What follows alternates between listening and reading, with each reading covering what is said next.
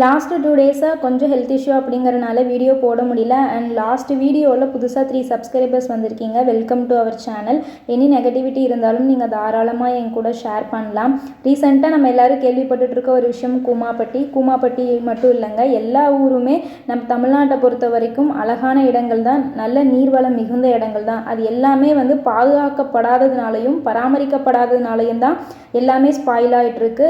இன்னொன்று பார்த்திங்க அப்படின்னா, மக்கள் போக்குவரத்து எங்கே அதிகமானாலும் அது அழியக்கூடும். அது இயற்கையாக இருந்தாலும் சரி, கோயில் தலங்களாக இருந்தாலும் சரி. நமக்கே தெரியும், நிறைய கோயில்கள் மக்கள் போக்குவரத்து ஜாஸ்தியாக இருக்கனால அங்கே தண்ணியும் ப்ராப்பராக இல்லை. ரெண்டாவது, கோயிலும் பராமரிப்பும் சரியாக இல்லை. இன்னொன்று இப்போ தமிழ்நாட்டில் நடக்கக்கூடிய ஒரு விஷயம் என்ன அப்படின்னா, அந்த இடம் நம்மளை மீறி போயிடுச்சு அப்படின்னா கண்டிப்பாக அது நீட்டாகவும் இருக்காது, அந்த தண்ணி சுகாதாரமானதாகவும் இருக்காது. நம்மளோட இயற்கையை நம்மளே பாதுகாப்பாக பார்த்து வச்சுக்கிறது நல்லது.